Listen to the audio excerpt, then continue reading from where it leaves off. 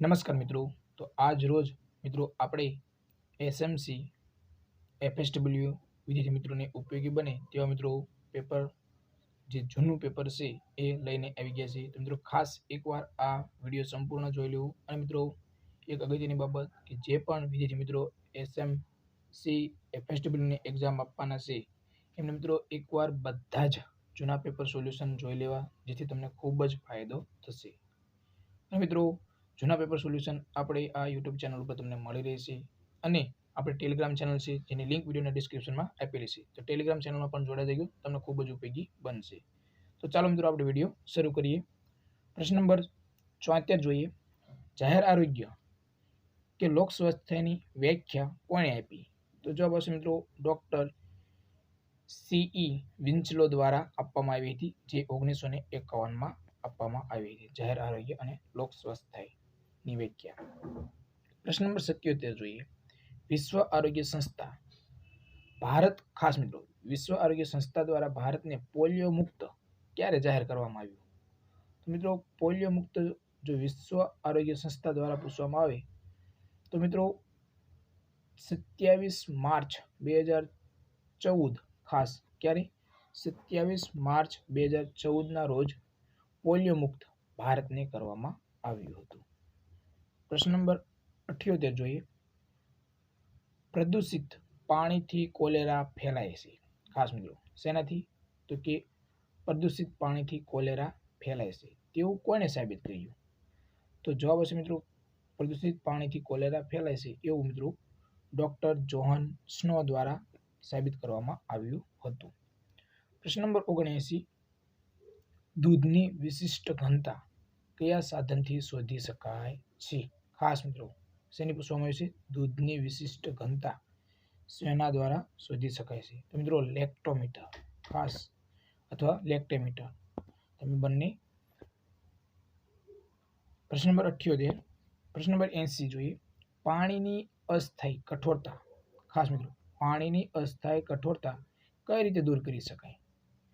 તો જવાબ હશે મિત્રો પાણીને ઉકાળવાથી જે અસ્થાયી કઠોરતા હોય એ મિત્રો દૂર કરી શકાય છે, એટલે કે એ ઓપ્શન તમારો રાઈટ આન્સર થશે. પ્રશ્ન નંબર 81 જોઈએ.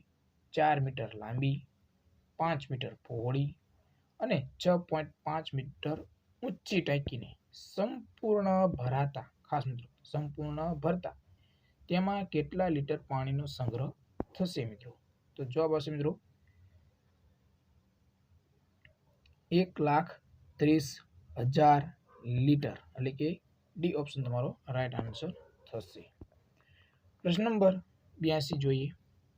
રોગ થવા માટે જવાબદાર મહામારીય ત્રિકોણની સંકલ્પના કયા રોગમાં લાગુ પડતી નથી મિત્રો?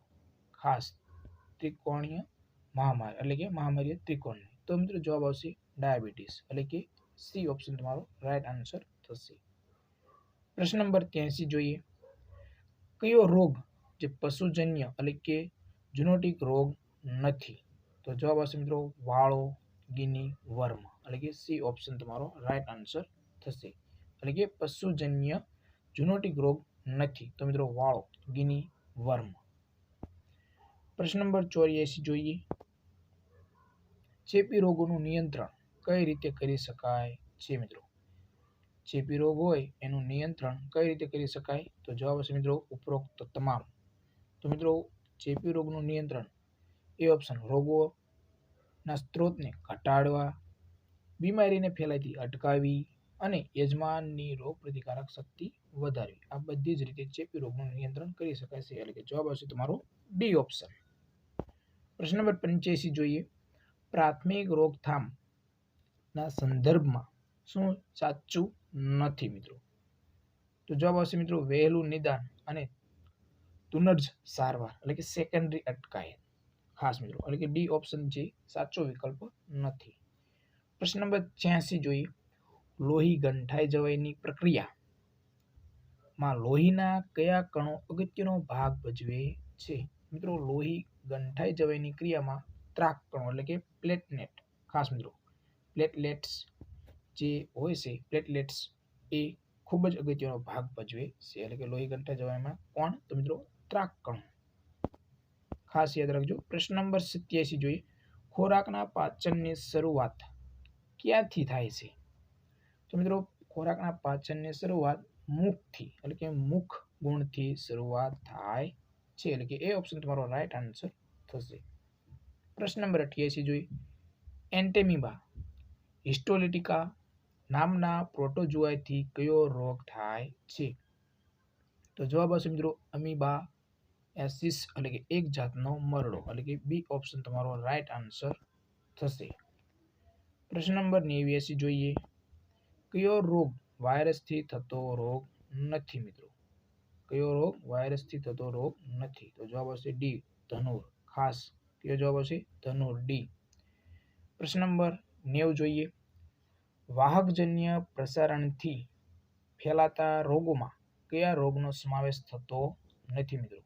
વાહકજન્ય પ્રસારણથી ફેલાતા રોગોમાં કયા રોગનો સમાવેશ થતો નથી મિત્રો? ખાસ યાદ રાખજો, કયો તમને પૂછવામાં આવે છે? વાહકજન્ય પ્રસારણથી ફેલાતા રોગોમાં કયો રોગનો સમાવેશ થતો નથી? તો મિત્રો જવાબ આવશે પિત્ત જ્વર એટલે કે યલો ફીવર, જે વાહકજન્ય રોગ નથી મિત્રો. અહીં તમને ટાઇફોઇડ, કોલેરા, ઝાડા ખાસ મિત્રો આ તમને ઓપ્શન આપવામાં આવેલા છે. તો મિત્રો ખાસ આજે આપણે આટલા પ્રશ્નો રાખશું. અને મિત્રો તમે એકવાર ખાસ જૂના પેપર સોલ્યુશન જોઈ લીધો, અને જો તમને ક્યાંય ન મળે તો મિત્રો આપણે યુટ્યુબ ચેનલ ઉપર ઓલરેડી જૂના પેપર સોલ્યુશન મૂકેલા છે, જે તમે જોઈ શકો છો. અને મિત્રો આપણી ટેલિગ્રામ ચેનલ છે, જેની લિંક વિડીયોના ડિસ્ક્રિપ્શનમાં આપેલી છે. તો આજે ટેલિગ્રામ ચેનલમાં જોડાઈ જજો, તમને ખૂબ જ ઉપયોગી બનશે. જે પણ મિત્રો FSWની એક્ઝામ આપવાના છે એમના માટે ખૂબ જ ફાયદો રહેશે. તો જય હિન્દ મિત્રો.